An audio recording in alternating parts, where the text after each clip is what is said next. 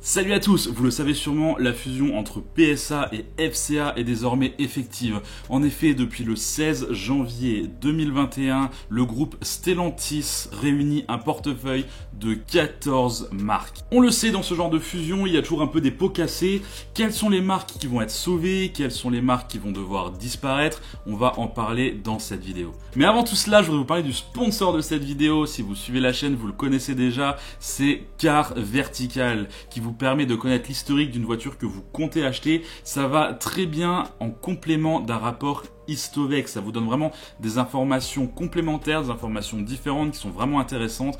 Et quelque part, quand on dépense des milliers d'euros dans une voiture, ça peut être intéressant de dépenser une fraction de ce prix dans un rapport Car Vertical, au moins pour être sûr de ce que ça va donner. Ne payez pas le prix fort, utilisez plutôt le lien dans la description pour bénéficier d'une réduction. «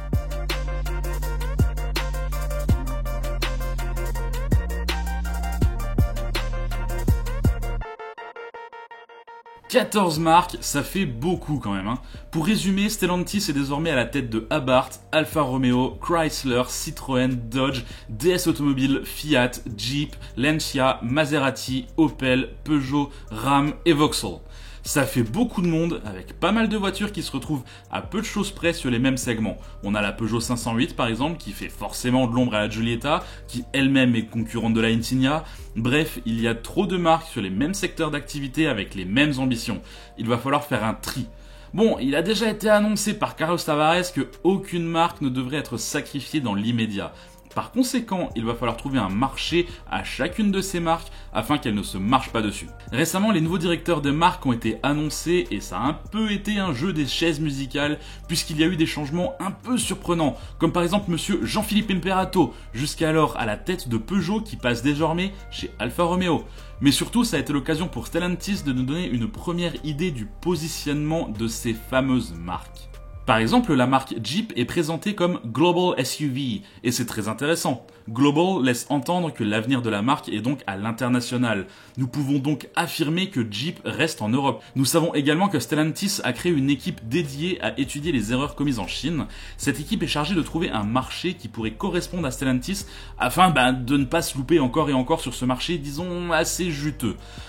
Peut-être ont-ils déjà détecté une opportunité pour la marque Jeep d'ailleurs. Mais à côté de ce Global, on a SUV, donc la marque continue d'être une marque totalement dédiée au SUV, ce qui me semble être la stratégie la plus logique.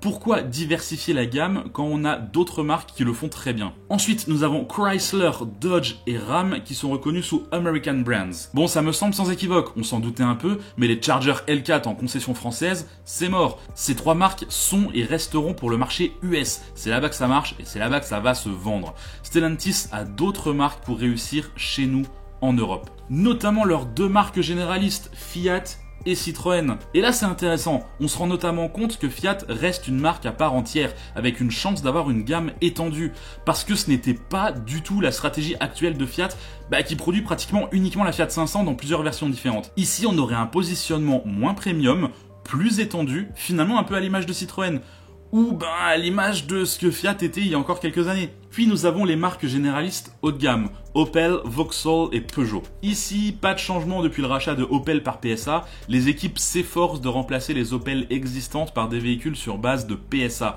Et ça fonctionne très bien puisqu'Opel est désormais rentable. D'ailleurs, c'est assez drôle de voir que la marque Buick aux États-Unis continue à utiliser son identité design, mais qui était celle de Opel jusque maintenant. Donc quelque part, les nouvelles Buick ressemblent énormément aux anciennes Opel. Un peu au-dessus, on nous indique que les marques Alfa Romeo, Lancia et DS Automobile sont les premiums du groupe Stellantis. Déjà, on peut remarquer que Lancia est citée, la marque qui a pratiquement disparu et ne vend plus que la Y sur le marché italien depuis 2017. La plupart des gens à qui je parle de Lancia pensaient que la marque était morte et enterrée depuis des années. Et pourtant elle est bien là et on continue à en parler après, ça pourrait être intéressant, vous allez voir. Il y a Alfa Romeo et DS qui se retrouvent dans la même catégorie, en premium. À mon sens, ça pourrait indiquer qu'elles seront basées sur les mêmes bases à partir de maintenant. Des plateformes qui seraient donc différentes de celles de Peugeot, Opel et Citroën. C'est peut-être ici une chance de produire des bases dédiées au premium, avec des systèmes plus haut de gamme, du multimédia plus travaillé.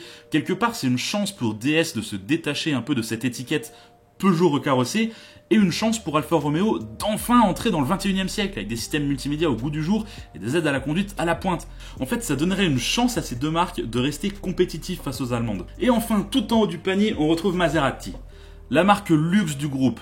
Marque qui personnellement me déçoit depuis des années maintenant. Les finitions sont loin d'être satisfaisantes, les équipements sont à des années-lumière de ce que la concurrence fait, et pourtant la marque pratique des prix complètement indécents par rapport aux voitures proposées. Quiconque est déjà monté dans une Ghibli ou dans une Quattroporte sait de quoi je veux parler. Heureusement qu'ils ont présenté la MC20 qui me semble faire renaître la marque. Bon, ça, ce sont toutes les infos qu'on a bien voulu nous donner. Ça fait notamment partie d'un communiqué de presse que nous avons reçu. Maintenant, il serait intéressant d'étudier de plus près le site de Stellantis. En effet, vous imaginez bien qu'une telle boîte a un service marketing à la pointe avec énormément de monde et que chaque mot, chaque image qui est choisie est relativement lourd de sens. Rien n'est fait au hasard et tout est sélectionné pour faire passer un message. Sur le site, nous avons une catégorie qui recense les 14 marques du groupe. Bon, ils en affichent 18 car ils ont ajouté Mopar, Fiat Pro et leurs deux marques dédiées aux nouvelles mobilités, Free2Move et Leasys. Mais pour chacune de ces marques, ils ont une page qui explique ce qu'est la marque en question. Par exemple, si je clique sur la première, Abarth, on nous explique que la marque est en réalité un préparateur dédié à créer des voitures pour le plaisir de conduite. On a une image de Abarth 500 de série et puis deux images qui représentent la marque en rallye. Logique pour une marque qui se veut sportive. Le positionnement de Abarth ne semble donc pas trop avoir changé. Autre exemple, si on va chez Dodge par exemple, on peut voir les modèles les plus puissants de la gamme. La marque s'inscrit dans une logique de muscle car de plus en plus puissant ces dernières années, la réputation est faite, on sent que Stellantis compte continuer dans cet esprit de haute performance et ça fait plaisir. Quand on va chez Lancia, forcément, on se retrouve avec la petite Y, on communique sur la citadine chic de même pas 100 chevaux, clairement dirigée vers la jante féminine italienne. Forcément, on se garde bien de communiquer sur ce qu'était Lancia à la bonne époque. Sauf qu'en un coup de molette, en fait, Stellantis assume complètement le passé sportif et glorieux de Lancia. Rappelez-vous où se situe Lancia dans l'organigramme. On est au même niveau que DS Automobile et Alfa Romeo. Bon, de là à penser que la marque Lancia pourrait devenir la marque premium plaisir de Stellantis, il y a un grand pas à franchir. Faut avouer qu'il y a quand même pas mal d'indices qui semblent aller dans cette direction. Pour appuyer mon propos, je vais vous montrer la page de la marque Chrysler. Regardez-moi ça. On y voit un Pacifica, puis un concept car de monospace, le Airflow Vision, et une Imperial. Alors on aurait pu choisir une Imperial Roadster, ou une Imperial coupée. Mais non, on utilise une Imperial CG 7 places. Le message me semble clair, Chrysler c'est des monospaces, ça restera des monospaces. Pour une marque avec tant d'histoire qui fait partie des Big 3 de Détroit, ne montrer que des monospaces, je trouve ça hyper réducteur. À part s'il est décidé qu'à partir de maintenant, la marque ne ferait plus que des monospaces. Auquel cas, c'est logique de communiquer là-dessus. Encore un exemple avec la marque Ram par exemple. On connaît surtout les Dodge Ram, gros pick-up américains. Mais aux US, la marque Ram c'est une marque de véhicules pro. Alors forcément, on montre des gros pick-up qui font rêver, mais on n'oublie pas de montrer également toutes les Fiat recarrossées qui se vendent aux US sous la marque Ram. Imaginez bien qu'avec la force de frappe de PSA et FCA en termes de voitures utilitaires, la marque Ram aura de quoi faire. Je vous rappelle que PSA et FCA produisent ensemble les utilitaires depuis quand même pas mal de temps déjà. Et maintenant que tout ce beau monde est dans le même groupe, vous imaginez bien que ça va être la fête sur le marché de la camionnette. D'ailleurs, il y a quelques mois, la fusion entre PSA et FCA a failli capoter justement à cause des utilitaires. En fait, les gouvernements étaient en train de dire on est en train de créer un monopole sur le monde de l'utilitaire, il faut pas que ça arrive, et donc Stellantis n'a failli ne jamais être créé. Pour finir, j'ai bien envie d'aller voir ce qu'ils disent sur la page de Peugeot. Regardez-moi ça, présente dans près de 160 pays avec plus de 10 000 points de contact, Peugeot est la seule marque au monde à proposer une offre de mobilité intégrale et une large offre de services, avec l'ambition d'être la marque généraliste haut de gamme à vocation mondiale. On parle d'ambition mondiale, pourtant les ambitions de Peugeot de retourner aux États-Unis en 2026 sont réduites à néant, le dossier est clos. On en parle à demi-mot chez Peugeot, mais clairement le dossier est réglé. En même temps, c'est normal, maintenant que la marque fait partie du groupe Stellantis, ils ont plein de marques qui sont déjà très bien intégrées aux États-Unis, avec même des marques d'origine américaine.